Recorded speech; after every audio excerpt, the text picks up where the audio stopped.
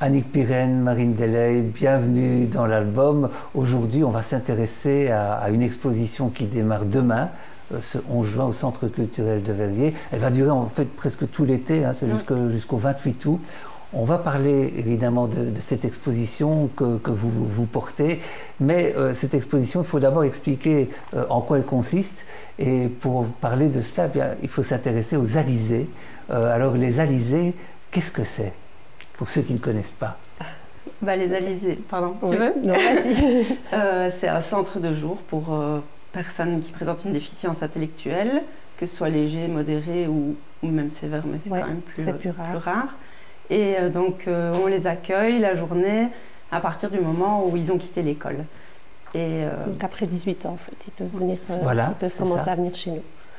Et voilà, donc il y a différentes occupations, des différents ateliers qui sont menés pour les occuper, les mettre aussi un peu en autonomie, ça dépend un peu. C'est ça. Et alors ces ateliers, on va les découvrir dans les photos notamment. Oh, oui. C'est le fruit du travail dans ces ateliers qui est présenté dans l'exposition. Alors ici, on aura juste les ateliers plus artistiques, parce qu'il y a quand même toute une panel d'activités qui ne sont pas représentées à l'exposition, mais qui existent bien. Ils ont vraiment des activités de travail à l'horticulture, à l'élevage, des activités de maintien des acquis. Donc il y a vraiment encore plus de choses que ce que nous, avec les ateliers artistiques, on présente à l'exposition. Alors, le regard de notre société sur les personnes handicapées a beaucoup évolué, pas encore assez, on le sait, mais ces dernières années, ça a évolué de quelle manière, de votre point de vue, vous qui travaillez avec elles au quotidien ? Je pense que l'idée, c'est vraiment d'accentuer sur l'intégration des personnes dans la vie de tous les jours.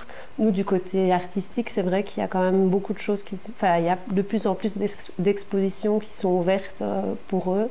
On en reparlera plus tard, mais c'est vrai qu'il y a une grande exposition à Liège, Panard, qui est vraiment dédiée pour les personnes handicapées. On a eu aussi l'occasion d'aller une fois à la Villa Sauvage à Verviers, donc je pense que les choses essayent s'ouvrir au monde, voilà. en contact permanent. Ouais. Et nous, on essaye aussi parfois de faire des collaborations alors avec des personnes qui ne le sont pas du tout, des étudiants, des enfants ou parfois des personnes âgées. C'est ça. Donc, travailler parfois ensemble, faire un atelier artistique avec d'autres personnes ou des rencontres. C'est bien ça. Et ça donne quoi comme réaction justement de ces personnes qui viennent de l'extérieur, qui ne connaissent pas cet univers ? De la peur au début, oui, voilà. Je pense qu'il y a souvent un peu d'appréhension parce qu'il y a des fois des personnes qui ne sont pas du tout habituées à avoir des personnes porteuses de handicap, donc qui ont vraiment des a priori. Et je pense que d'avoir ces échanges, ça leur permet de se rendre compte que voilà, c'est des personnes différentes, mais qui apportent beaucoup de choses et qui ont beaucoup de choses à apporter à tout le monde et à la société. Alors, ce qui est important aussi, c'est peut-être de parler, avant d'entrer dans les photos de l'album, de vos parcours respectifs. Oui. Alors, de votre côté moi, j'ai vraiment fait mes études d'éducatrice spécialisée. Dans un premier temps, parce que je voulais m'occuper des personnes plus dans la jeunesse. Et alors, au fil de mes stages, je me suis rendu compte que le monde du handicap, c'est vraiment ça qui me plaisait, c'est vraiment ça que j'aimais. Donc, après mes études, j'ai essayé de me pousser dans ce domaine-là et je suis rentrée aux Alizés en 2005, donc ça fait déjà un long moment. Et c'est vraiment un domaine dans lequel je me sens bien, le centre de jour, parce qu'il y a une structure, il y a vraiment cette dynamique d'avoir des activités, que ce soit organisé, qu'il y ait quelque chose de bien structuré. C'était quoi le déclic ? Qu'est-ce qui vous a fait sentir que c'était vraiment ce qu'on le voit à votre visage quand vous en parlez ? Oui, en fait, c'est comme vous dites, comme on a dit tantôt, c'est vraiment un domaine pour lequel j'avais des appréhensions au départ. Et c'est en faisant un stage, parce que pendant mes études, je devais aller dans les différents secteurs, que j'ai fait mon stage à la Fermette. Et ça m'a vraiment plu et ça m'a ouvert à cet univers que je ne connaissais pas beaucoup. Qu'est-ce qui est le plus difficile dans votre métier ? Parfois, il faut mettre beaucoup d'énergie pour arriver à des petites choses. Parfois. Ah oui, c'est ça. Mais on en récolte aussi beaucoup, j'imagine. Voilà. Et puis, c'est beaucoup de légèreté aussi parce que c'est des personnes authentiques, vraies. Donc, c'est parfois aussi léger. D'accord. Vous, Marine, on vous a accueilli dans l'album il y a quelques années dans une autre vie professionnelle. On peut peut-être partir de ça et que vous nous expliquiez votre parcours depuis lors. En fait, j'aurais envie de partir d'avant parce que c'est ça qui est très étonnant, c'est qu'en secondaire, moi j'ai décidé aussi, au départ c'était m'occuper d'enfants et j'avais fait éducation de l'enfance, c'était à Notre-Dame en secondaire. Et puis en fait, le premier stage avec des enfants c'était bien, mais quand j'ai vu qu'il y avait des personnes handicapées adultes, j'ai tout de suite voulu tester ça et mes 3 autres stages ont été vers là, dont un au Créam et où je me suis dit c'est ça que je veux faire. Ah oui. Et mon mémoire c'était art et handicap mental. Ok. C'était ça. Et vous avez mis ça un peu de côté alors Alors je me suis dirigée vers, plutôt que de continuer l'éducation, vers les arts, histoire d'avoir une base artistique pour pouvoir le faire. Parce que je me suis dit, j'ai un diplôme d'éducatrice, même s'il n'a peut-être pas la même valeur que ceux qui l'ont fait en supérieur, et je vais faire les arts. D'accord. Et puis finalement, emportée par la vie, j'ai fait autre chose, et c'est 18 ans après que je me suis, je me suis retrouvée aux Alizés, oui, et voilà. Alors pour vous, qu'est-ce qui est le plus dur dans votre, même question, qu'est-ce qui est le plus dur dans votre métier, et qu'est-ce qui est le plus gratifiant aussi?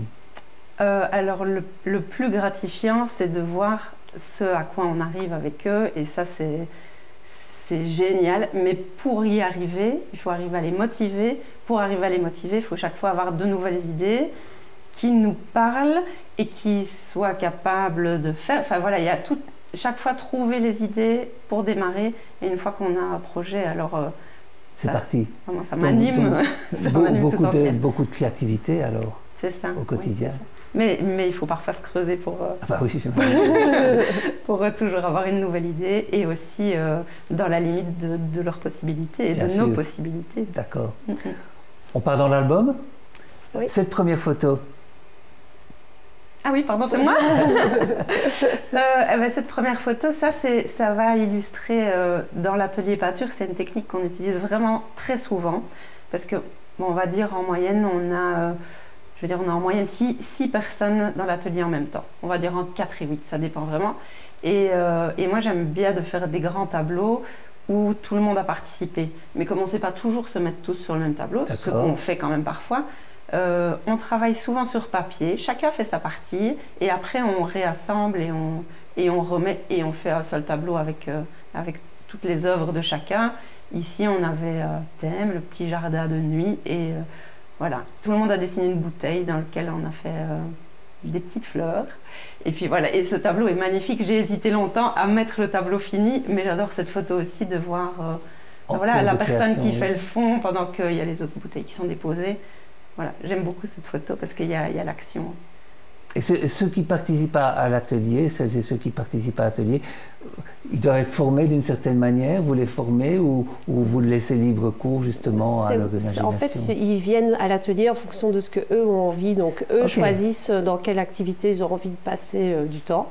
D'accord. Et alors en fonction de ça, ils ont un planning qui sont établis. Et du coup, ils viennent à l'atelier. Et alors nous, on essaye de prendre ce qu'ils savent faire et de pouvoir trouver à quel moment ils vont pouvoir intervenir et ils vont pouvoir apporter leur pierre à l'édifice, on va dire. Oui, ils ne vont pas tous faire nécessairement la même chose, mais pour la plupart, si. Maintenant, voilà, il y a des personnes qui vont plus nous faire des fonds ou des choses comme ça, des choses plus basiques, et puis d'autres qui vont faire plus précis. Voilà. Il y en a qui acquièrent, j'imagine, des compétences. Oui, ça doit être bluffant à un moment donné. Oui, ça c'est vraiment. Oui, il y a aussi des personnes qui viennent qui sont fort stressées parce qu'elles se disent je ne vais pas y arriver. Et puis au fil des années, on se rend compte qu'ils prennent de l'assurance et qu'ils osent. L'art et la culture sont vraiment libérateurs par rapport à leur parcours et à nos parcours aussi. Oui. L'expression, c'est quand même très important pour eux, non? Clairement. Et je pense que ceux qui, eux, les animent peut-être. Les animent, oui, c'est le résultat final. Ok. Ça dépend en fait. Ça dépend des personnes. Ils sont tous différents. Mais c'est vrai que le résultat final est toujours une belle surprise. Une belle surprise, c'est ça. Autre exemple là? Ici, c'est surtout pour parler de l'exposition qui commence demain, parce que le thème, c'est le portrait. Et donc, on s'est un peu lancé dans quelque chose qui fait peur, parce qu'eux, ils ont envie d'une perfection, mais alors ils disent « je n'y arrive pas ».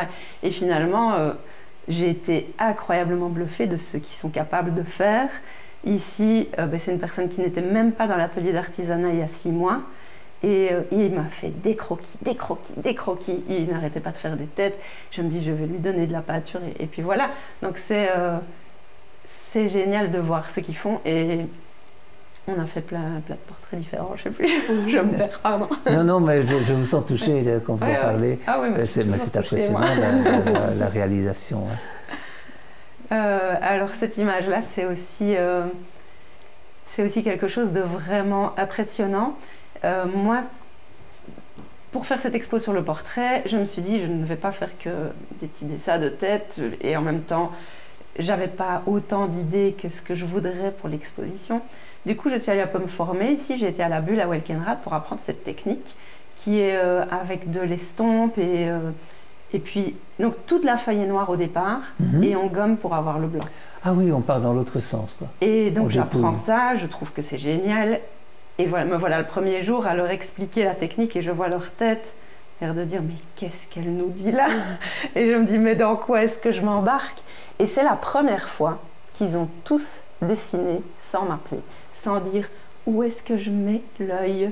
Enfin, je veux dire, il y en a qui d'habitude me disent où est-ce que je mets les yeux. Et là, ils avaient vraiment une autre consigne, et donc ils se tracassaient plus d'où ils mettaient l'œil.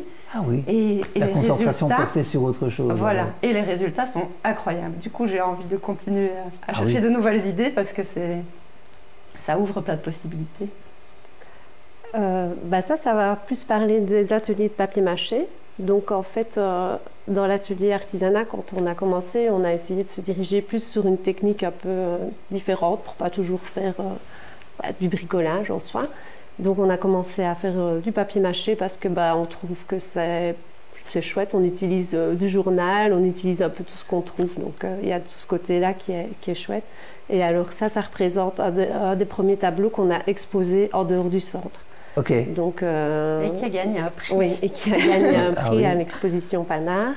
Donc voilà, on a commencé à travailler, donc à faire les fonds de canne nous-mêmes en carton et alors à faire des supports. Là, c'est en photo, mais c'est en relief alors. Et chaque fois, on choisit les objets ou les personnages. Oui, la technique du papier mâché permet de faire énormément de choses. Énormément de choses. C'est nos limites un peu. Ouais. Et là, c'est parce qu'on est sur des tableaux qu'on a exposés, mais au début, on a commencé à faire des petits meubles, des petites choses comme ça. Donc voilà, on a plein de possibilités avec cette technique-là et ça fait déjà un bon nombre d'années qu'on travaille ça et qu'on l'améliore et qu'on va dans différents domaines, comme les photos, justement. Et moi, je m'assieds toujours sur un meuble en carton que tu as fait il y a des années. Donc après, on est plus parti sur des petits personnages. Donc pareil, un peu comme Marine, j'ai été faire des petites formations chez des dames pour apprendre d'autres techniques de papier mâché. Et donc, on a appris à faire des petits personnages avec comme structure des fils de fer. Et donc, voilà, ça donne de la créativité en plus, ça donne un champ de possibilités en plus. Et là, c'est quand on est reparti sur l'exposition du portrait. Et alors là, on a travaillé aussi la pâte à papier. Donc, on crée une sorte de pâte avec laquelle on recouvre nos œuvres pour leur donner plus de caractère. Alors après, ils n'aiment pas toujours tous venir en papier mâché parce qu'il y a cette texture avec les mains un peu gluantes qui les embête parfois. D'accord. Mais après, à un moment, ils s'y habituent et ils se trouvent que c'est quand même sympa. On a les mains douces après. Comment se passe une journée type aux Alizés ? Alors, ils arrivent par leurs propres moyens. La plupart viennent en bus de ligne, donc ils prennent le bus seuls. D'autres sont accompagnés par des services de transport. Et alors, d'abord, il y a un moment convivial où tout le monde arrive et on a l'occasion d'échanger un peu sur ce qui s'est passé, c'est l'accueil. Et puis alors, ça devient un peu plus structuré dans le sens où chacun va dans son activité en fonction de ce qu'il a choisi et de son planning. Et alors là, c'est à ce moment-là que nous, on va aller en artisanat. D'autres vont aller à l'extérieur dans les travaux d'horticulture, d'élevage et ainsi de suite. Puis alors, il y a un temps de midi. Voilà. Ouais. Où, c'est pareil. Là, on va passer évidemment notre temps à manger. Et puis alors, on a une grosse demi-heure, on va dire, de temps plus libre où il y en a qui vont jouer à des jeux de société, faire des puzzles dans leur coin ou être ensemble et discuter. Et avec nous, on est à leur table et on discute avec eux. Il y en a qui lisent le journal et qui nous commentent les informations du jour. Oui. Et puis alors l'après-midi, de nouveau, c'est l'activité. Alors vers 4h, moins quart, et puis alors le temps du retour, et alors là, ils retournent soit dans leur centre, soit en famille. Et il y a vraiment des personnes qui viennent depuis des années, je peux imaginer. Oui, on a donc vraiment des liens d'amitié peuvent se créer. Ah oui, tout à fait, c'est une belle bande. C'est un univers, une belle bande. Oui, tout à fait. Alors là, on est dans l'atelier céramique. Moi, c'est peut-être pas une image qui illustre nos débuts, mais c'est une technique qu'on a découvert. C'est vrai qu'en céramique, il y a beaucoup la technique des colombas, c'est des petits bouddhas qu'on monte pour faire des petits bocaux ou des choses comme ça. Et là, on avait l'occasion de faire une cuisson en grand format parce qu'on allait fabriquer le four autour, on en parlera plus tard. Et donc, j'avais vraiment envie de faire quelque chose de grand. On avait la possibilité de cuire grand. Alors, on a testé avec cette technique des colombins. Et c'était une super expérience, mais ça a duré vraiment quelques mois parce qu'on y travaille 1 à 2 fois par semaine seulement. C'était chaque fois entre 5 et 8 personnes qui étaient autour de... Là, on voit la construction d'un ours. On ne le voit pas terminer. Oui, c'est vraiment du collectif, là. Oui, c'est du collectif. Et avec une technique assez simple, tout le monde a trouvé sa place. Ceux qui nous font les bouddhas, ceux qui les attachent. Et puis, quelle fierté de voir monter chaque semaine cette pièce qui est devenue un ours incroyable. Alors, bon, qui n'a pas résisté à la cuisson. Et ça, c'est toujours la céramique, ça reste toujours une surprise. Mais ça n'empêche que ça n'a même pas été triste, tellement ça a été, je ne saurais plus dire combien de temps, 6 mois, 8 mois pour la fabriquer. C'était vraiment excitant pour eux comme pour moi. Alors ça c'est la photo du vendredi. Quand je fais mon four, je fais toujours une photo avant. Et je ne sais pas pourquoi, j'archive mes fours et alors on voit bien la différence parce que, enfin on ne la voit pas si fort d'ailleurs, mais les pièces émaillées, elles sont très claires, très pastel et une fois qu'elles sont cuites, elles sont beaucoup plus vives. Donc là on voit le résultat un peu avant-après. Oui, ok. Oui. Voilà, moi j'enfourne souvent le vendredi et puis alors j'attends le lundi matin comme ça. Et je suis toujours très contente d'ouvrir et de découvrir le résultat. Toujours peur qu'il y ait quelque chose qui soit mal passé, mais en général... C'est des dizaines et des dizaines de créations, ça, si c'est tous les vendredis? Non, pas tous les vendredis. Ah. Quand je le fais, c'est le vendredi. Ah oui, ok, d'accord, je me disais... Non. Ah oui, ce serait bien. Non, on n'avance pas aussi vite. C'est très long de faire une pièce en céramique. Ok, il y a tout un temps de séchage. D'accord. Donc non, ici c'était pour un marché de printemps où on avait fait toute une collection de tasses. Ok. Ouais.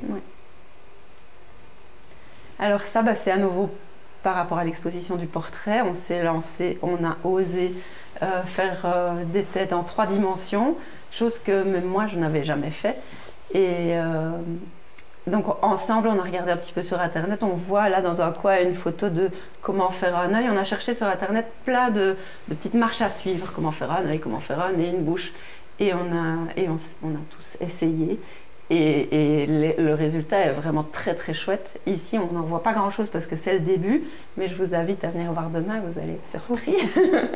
Dans l'exposition, on va retrouver... Oui, donc il y a 4... Je crois qu'ils ont travaillé en duo. Il y a 4 têtes exposées, mais qui sont vraiment impressionnantes parce que là, je les laissais vraiment faire en les dirigeant si réellement ils avaient peur d'oser.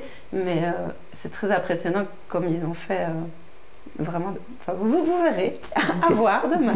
Qu'est-ce qui est le plus dur pour eux, justement, dans ces ateliers? Alors ça dépend vraiment, ils sont tous différents. Ils sont tous différents et ici vous avez vraiment 2 profils différents. Celui qui voudrait être parfait et qui va un petit peu stresser de ne pas bien faire et celle qui ne se pose pas de questions et qui fait et puis c'est génial. Donc, mais les 2 au final arrivent à un résultat génial qui n'est pas le même et ils ne réagissent pas de la même manière face au travail. Mais voilà, celui qui est stressé, je vais juste essayer de le rassurer, de le pousser à oser et puis encourager celle qui n'a peur de rien et qui y va, quoi. C'est ça. Ouais. Oui, un accompagnement permanent, en fait. Oui, et personnel, tout à fait différent d'une personne à l'autre. Ouais. Oui, bien sûr.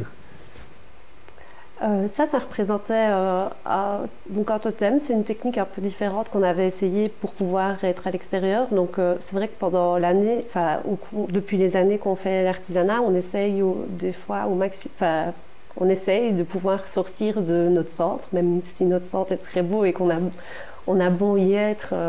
C'est toujours chouette de pouvoir montrer ce qu'on fait aux autres. Du coup, on avait fait un totem pour une exposition dans un autre centre. Mais alors après, il est revenu chez nous et il est allé dans le jardin pendant quelques mois pour égayer les locaux en fait. D'accord. Oui, ça demande des heures de travail. Oui, ça, aussi, oui. Mais du coup, on avait dû changer pour que ça puisse être dehors, quoi. Okay. Le papier mâché, c'est pas toujours évident. Bah alors ici, c'est de la camionnette des Alizés. Alors depuis, j'allais dire la nouvelle, mais depuis on en a eu encore une nouvelle, qui a été offerte par le Lions d'Aubel à l'époque et qu'on voulait différente. Parce que c'est vrai que souvent sur les camionnettes, les minibus des centres, on voit le nom du centre, mais je me disais j'ai envie qu'on voit ce qu'on y fait et donc j'avais proposé est-ce qu'on pourrait pas la décorer. Et là on n'a pas réellement fait l'œuvre pour la camionnette, mais on a repris une œuvre qu'on avait réalisée pour une exposition à Namur qui était organisée par la VIC, je pense, qui était sur le thème de l'amour, envie d'amour. Et donc on avait pris cette toile et on l'a retravaillée pour pouvoir la mettre sur la camionnette qui est repérée de loin, évidemment. C'est top, hein, forcément, quand on se promène, ah, je vous ai vu. Et voilà, donc elle égaye les rues de Membach et d'ailleurs. Vous parlez, par exemple, là c'est le Lions qui a financé la camionnette. Où allez-vous précisément chercher des moyens justement pour vos activités? Ça fonctionne comment? Alors on a un subside quand même de la VIC et alors on est quand même fort aidé par les associations. C'est vrai que le Lions d'Aubel nous aide vraiment beaucoup. Ils sont intervenus pour pas mal de projets dans le centre. C'est ça. Et alors on participe quand même aussi chaque année à l'opération Cap 48. Ah oui. Donc on vend les post-it chaque année. Pendant toute la semaine, avec les jeunes, on va dans les centres, dans les commerces, essayer de vendre le plus de post-it pour vraiment être actif dans cet événement, on va dire. Oui. Et alors, on a déjà aussi reçu des subsides de Cap 48 pour mener des projets. La camionnette suivante, dont on n'a pas la photo, mais qu'on a décorée aussi, c'est de Cap 48. C'était Cap 48. Donc, si on donne à Cap 48, on a peut-être de la chance que ça arrive chez nous. Que ça arrive un petit peu chez nous. Oui. Alors ça, c'est un projet qui a duré presque une année aussi. C'était repeindre l'entièreté des locaux d'artisanat. Donc, bon, je ne sais pas si vous avez vu avant, mais on voit les images d'avant où tout était un peu couleur saumon comme ça. Et voilà, ça faisait des années qu'ils étaient comme ça depuis les débuts du centre. Et j'avais envie de peindre sur les murs, mais forcément, je ne pouvais pas imaginer de les mettre sur une échelle, de les faire peindre, tout ça. Donc j'ai un peu réfléchi et on a alors travaillé sur du papier peint. Blanc qu'on a pas sur nos tables et alors on découpait la forme et on collait au fur et à mesure. Donc on a vu le local se décorer de semaine en semaine puisque chaque semaine on amenait quelques formes et ils sont tous différents. Là j'ai aussi un panel de photos, j'ai hésité tellement à savoir laquelle j'allais vous mettre parce que tous les murs sont différents. Sur le côté, on a un énorme oiseau posé sur une fleur. La pièce d'à côté, c'est comme une jungle avec beaucoup d'animaux et de plantes. Donc ils sont tous différents. Et c'est vrai qu'on décore souvent avec tout ce qu'on fait dans l'atelier en général, ça passe par nos locaux pour les décorer. Quoi. Les couloirs, le réfectoire. Ouais, voilà. Ça met de l'énergie. Oui. Là, c'était une collaboration qu'on avait eue avec la ville, le village de Baleine, donc où notre Saja se situe. Et alors, on avait fait une boîte à livres. Alors, on ne le voit pas parce qu'ils sont tous dessus, mais c'est une boîte à livres banc. Voilà. Et alors, le dossier du banc, c'était comme chaque planche était comme une tranche de livre qu'on avait fait dans l'atelier peinture. Et elle est où cette boîte à livres? Alors, elle était devant l'église sur la place du village, donc à côté de notre centre. Maintenant, après quelques années, elle s'est quand même un peu elle a quand même abîmée. Ça quand même, au moins. Ouais. Et donc, du coup, là, on l'a enlevée et on a le projet de refaire une avec Baleine, justement. Et avec été solidaire, je pense. Ouais. Donc, on fera ça ensemble durant l'été. Ça fonctionne bien, les boîtes à livres? Oui. Oui, moi j'en ai mis devant chez moi aussi.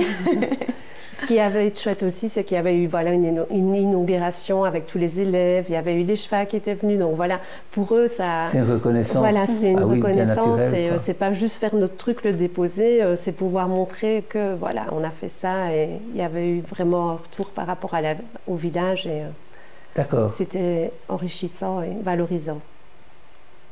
Ça, c'est aussi une collaboration qu'on avait eue. Et donc, ça avait été avec le Centre culturel de Verviers. Ils avaient mené à bien un projet, ça s'appelait Plastic Tac. Au début, ça avait été un projet, je crois, mené par une personne un peu toute seule, puis c'est le Centre culturel qui a repris. Et nous, on s'est greffé à ce projet-là. On a été surtout avec des enfants d'une association Onde d'école et la Maison des Jeunes. La Maison des Jeunes aussi. Oui. Enfin, voilà. On a eu tout plein d'ateliers où on s'est rencontrés et on a essayé un peu de discuter justement, c'était au sujet de l'environnement, des déchets. On a fait des animations où on allait ramasser les déchets dans les villes et tout ça. Et alors le Bois d'Orgue, c'était un petit défilé lors de la fête de quartier à Audimont. Et alors il y avait un défilé où on avait fait des costumes avec des déchets qu'on retrouvait sur le thème un peu marin.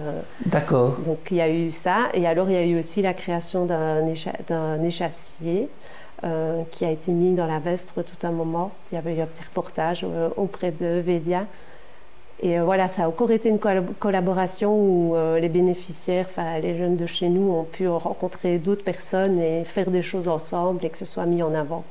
Les ateliers, ça vous permet aussi de faire le lien avec des enjeux sociétaux, comme ici par exemple ou bien c'est pas le but? Mais ici, il y a un atelier citoyenneté où on va un peu aborder différents thèmes, que ce soit l'écologie, mais pas que sociétaux non plus, l'hygiène, les âges de la vie, des choses aborder des sujets comme ça. C'est très varié en fait ce que vous me décrivez. Aux Alizés, c'est très varié, oui. C'est souvent ce qui intéresse les personnes, ou les parents qui ont envie de mettre leur enfant, parce que c'est très varié, c'est un cadre très beau, c'est dans la c'est vraiment la campagne et c'est des beaux bâtiments.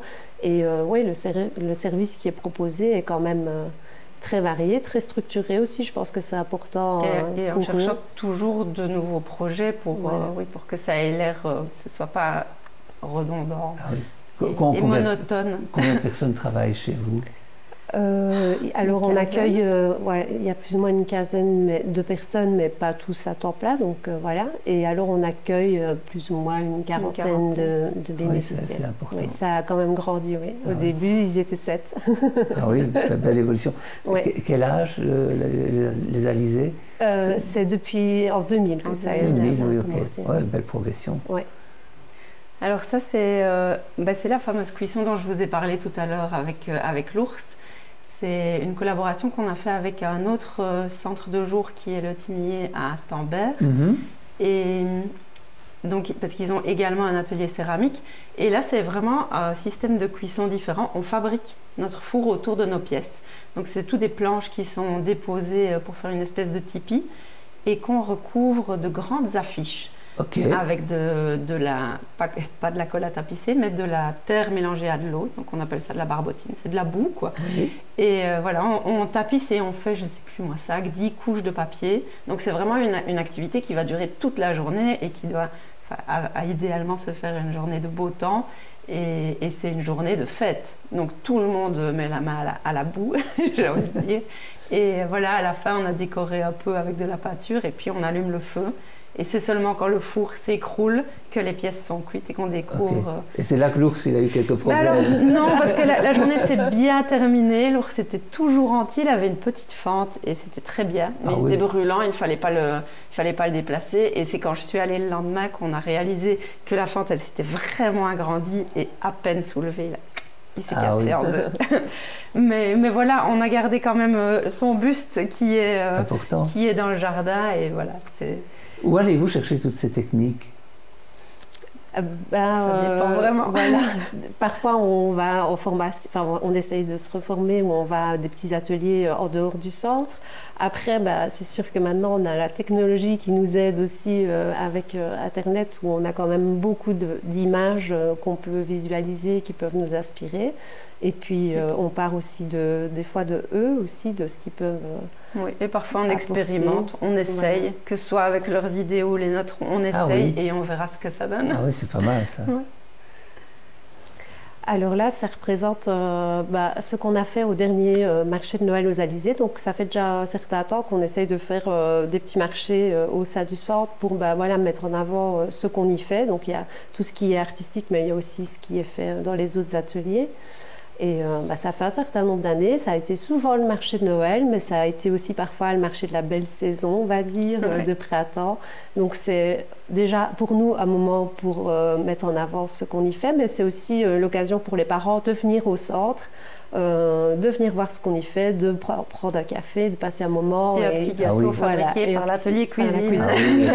Oui, parce que les parents sont des acteurs importants, évidemment. Quel est le rôle justement, vous les invitez à certains moments, vous allez parfois jusqu'à les faire participer vraiment à des ateliers où vous allez plus loin ou bien non? Ça non, maintenant, avec les parents, il y a quand même un échange régulier et alors une fois par an, le jeune, on fait une réunion pour lui, où on revoit comment ça se passe au centre, ce qu'on a envie de travailler avec lui, ce que la famille a envie qu'on travaille avec lui, comment ça se passe en famille. Donc voilà, on essaye qu'il y ait vraiment un échange des deux côtés. C'est ça.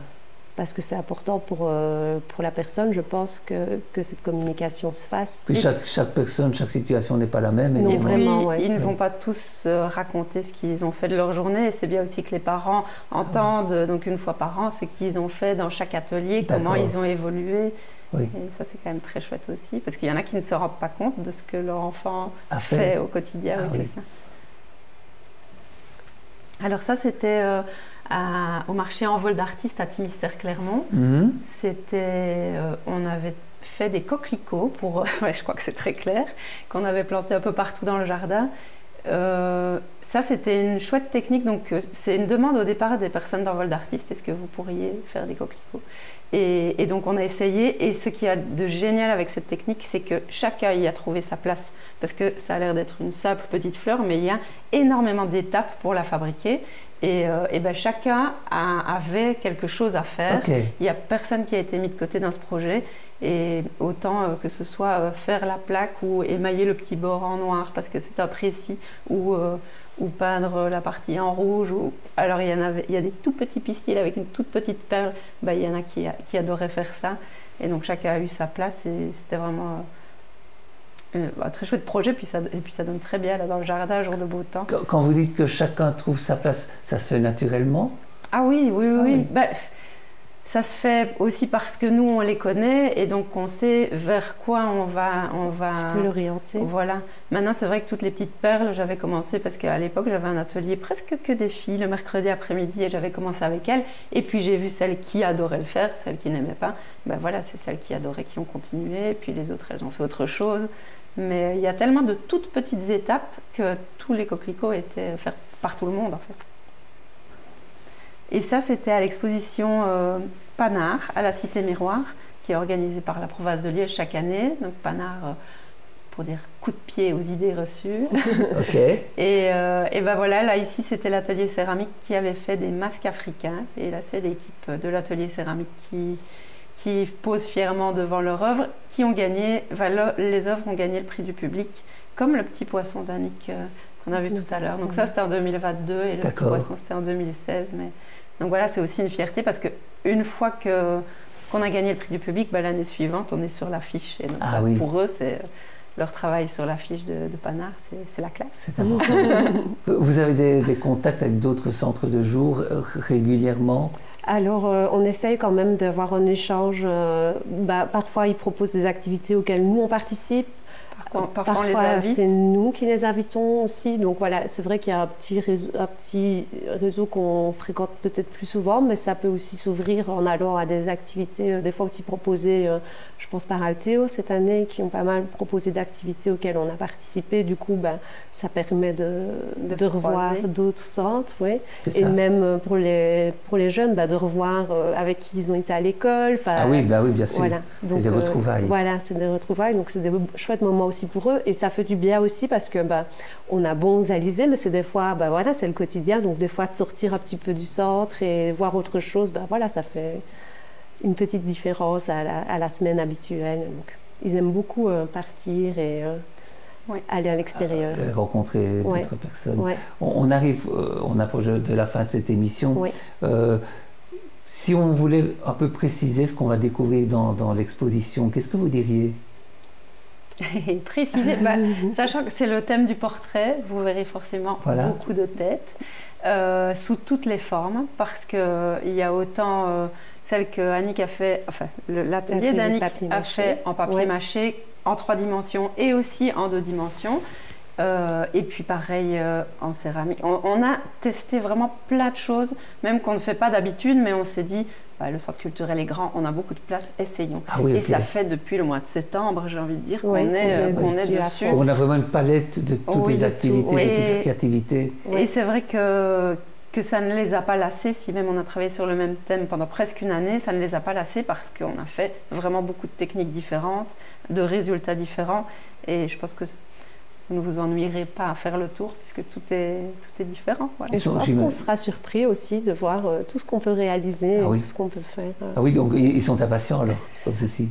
Oui, maintenant que tout était fini et mis en place. Ils se réjouissent de vous montrer ce qu'ils ont fait, puis boire un petit verre et manger un petit chips. Boire un petit verre et manger un petit chips, ouais. Alors il y a encore une étape avant la fin de l'émission, c'est l'objet de l'île déserte. Vous avez, souvent c'est un livre, mais pourquoi pas autre chose? Donc vous êtes venus chacune avec un objet. Alors, que sont ces objets? On peut quand même dire que c'est un livre, hein. Ça ressemble à un livre. Un futur livre. Sauf qu'on dit beaucoup, moi-même Marine et ses petits carnets, je crois que je ne saurais pas vivre sans un petit carnet. Et si j'étais sur une île déserte toute seule, je pense que j'aurais vraiment envie d'écrire pour ne pas me sentir toute seule et puis de dessiner tout ce que je vois. Donc je pense que... Ils vous accompagnent tout le temps, vos carnets? J'en ai plein, oui. Si vous regardez dans mon sac, il y en a toujours au moins 3 qui racontent des choses différentes. Voilà. Depuis toujours. Depuis toujours. Oui. Et vous? Donc, voilà. Alors moi, je n'ai pas pris pour une île déserte parce que je serais vite embêtée, ça se décharge, mais c'est plus un objet fétiche, c'est un petit iPod pour la musique, parce que la musique, je pense, m'accompagne souvent. Et même au travail, je trouve que la musique... ça éveille des choses, on met une musique et puis ça lance des discussions, ça anime des émotions, donc voilà. Donc c'est important pour vous. Voilà. Il y a des ateliers musique? Il y a des ateliers musique, oui.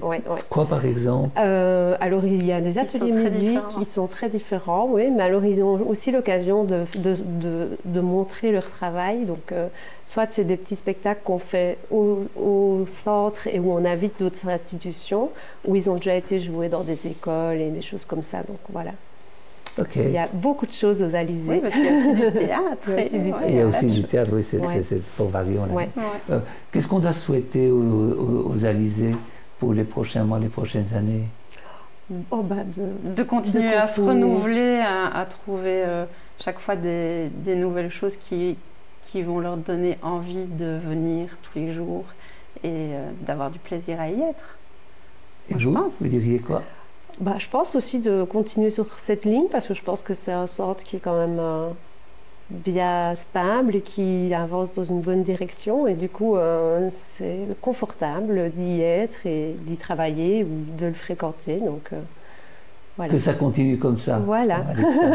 Merci à tous les deux d'avoir partagé ce bel univers et puis on le rappelle, c'est demain le démarrage de l'exposition.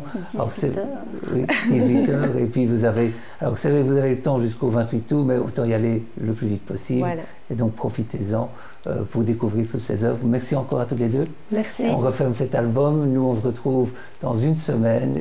Bonne semaine et puis bonne soirée. À très bientôt.